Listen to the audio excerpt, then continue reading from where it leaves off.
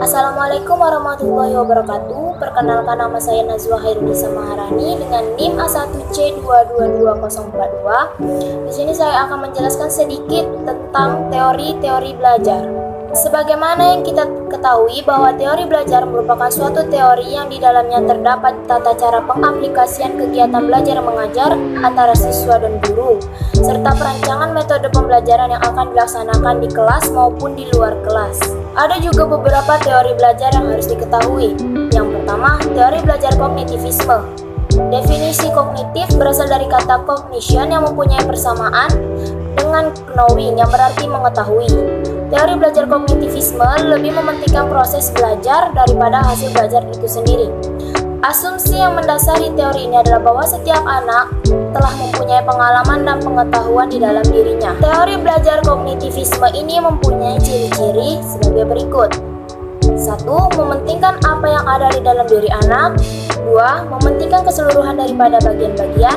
3. Mementingkan peranan kognitif. 4. Mementingkan kondisi waktu yang sekarang. Dan kelima, mementingkan pembentukan struktur kognitif.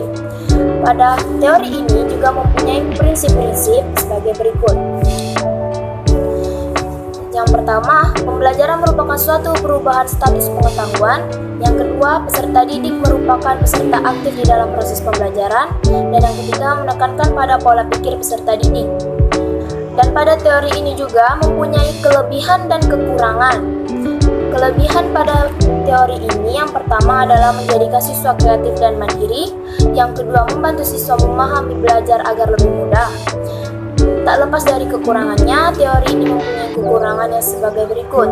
1. Teori tidak menyeluruh untuk semua pendidikan. Yang kedua, sulit dipraktikkan khususnya di tingkat lanjut. Dan yang ketiga, beberapa prinsip seperti inteligensi sulit dipahami dan pemahamannya masih belum tuntas. Yang kedua, ada teori belajar behaviorisme. Behaviorisme merupakan pendekatan dalam psikologi yang didasarkan atas proporsi atau gagasan awal bahwa perilaku dapat dipelajari dan dijelaskan secara ilmiah. Pada teori behaviorisme ini, ada hukum belajar yang dihasilkan. Yang pertama, classical conditioning. Yang kedua, connectionisme. Yang ketiga, operant conditioning. Yang keempat, social learning. Kemudian yang ketiga, ada teori belajar humanistik. Seperti kita ketahui bahwa humanistik menekankan perlunya sikap saling menghargai dan tanpa prasangka antara klien dan terapis dalam membantu individu mengatasi masalah-masalah kehidupannya. Teori belajar humanistik, proses belajar harus berhulu dan bermuara pada manusia itu sendiri. Dan teori belajar humanistik ini mempunyai beberapa prinsip, kita sebutkan 3 saja. Yang pertama, manusia mempunyai belajar alami. Yang kedua, belajar signifikan terjadi apabila materi pelajaran dirasakan murid mempunyai relevansi dengan maksud tertentu. Dan yang ketiga, belajar yang menyangkut perubahan di dalam persepsi mengenai dirinya. Serta di dalam teori humanistik ini mempunyai implikasi teori belajar, yaitu guru berperan dalam pembelajaran humanistik adalah menjadi fasilitator, sedangkan peserta didik berperan sebagai pelaku utama. Diharapkan peserta didik dapat memahami potensi diri, mengembangkan potensi dirinya secara positif, dan meminimalkan potensi diri yang bersifat negatif. Kemudian selanjutnya ada teori belajar konstruktivistik. Menurut Karim menjelaskan, teori konstruktivistik ada suatu teori belajar yang menekankan para siswa sebagai pelajar tidak menerima begitu saja pengetahuan yang mereka dapatkan, tetapi mereka secara aktif membangun pengetahuan secara individual.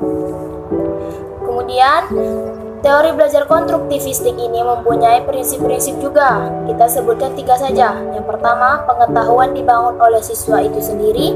Yang kedua, pengetahuan tidak dapat dipindahkan dari guru ke murid, kecuali hanya dengan keaktifan murid sendiri untuk menalar. Dan yang ketiga, murid aktif mengkonstruksi secara terus-menerus sehingga selalu terjadi perubahan konsep ilmiah. Kemudian pada teori ini juga mempunyai kelebihan serta kekurangannya. Kelebihan dari teori ini ada 6. Kita sebutkan salah satunya saja. Pembelajaran konstruktivistik memberikan kesempatan kepada siswa untuk mengungkapkan gagasan secara eksplisit dengan menggunakan bahasa siswa sendiri. Tak lupa dengan kekurangannya, teori ini mempunyai kekurangannya sebagai berikut. Siswa siswa mengkonstruksi pengetahuannya sendiri, tidak jarang bahwa hasil konstruksi siswa tidak cocok dengan hasil konstruksi para ahli, sehingga menyebabkan miskonsepsi. Kemudian yang terakhir ada teori belajar sibernetik. Sibernetik merupakan serapan dari kata cybernetic, yakni sistem kontrol dan komunikasi yang memungkinkan umpan balik atau feedback. Menurut teori ini, belajar adalah pengolahan informasi. Sani berpendapat bahwa teori sibernetik merupakan teori belajar yang relatif baru dibandingkan dengan teori-teori belajar yang sudah ada, seperti teori belajar behavioristik, konstruktivistik, humanistik, dan teori belajar kognitif. Kemudian, pada teori ini mempunyai implementasi teori belajar dengan penerapan IT di era modern. Teori sibernetik ini di dalam kegiatan pembelajaran akan mempunyai langkah-langkah sebagai berikut. Pertama, menentukan tujuan-tujuan pembelajaran.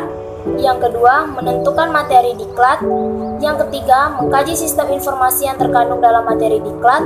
Yang keempat, menyusun materi-materi dalam urutan yang sesuai dengan sistem informasinya. Dan yang kelima, menyajikan materi dan membimbing siswa belajar dengan pola yang sesuai dengan urutan materi.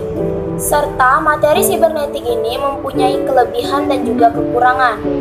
Teori sibernetik mempunyai kelebihan seperti di bawah ini. Pertama, kesemua teori belajar dalam aliran-aliran menekankan aspek yang berbeda ini sebenarnya memiliki kesamaan karena melihat bahwa belajar adalah suatu proses yang berlangsung pada diri seseorang yang melalui tahapan-tahapan tertentu.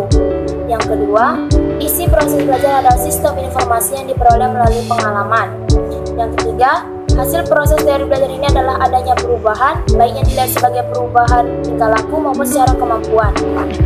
Serta kekurangan yang dipunyai teori ini adalah teori sibernetik dikritik karena tidak secara langsung membahas proses belajar sehingga menyulitkan dalam penerapan. Ulasan teori ini cenderung ke dunia psikologi dan informasi dengan mencoba melihat mekanisme ini kerja otak.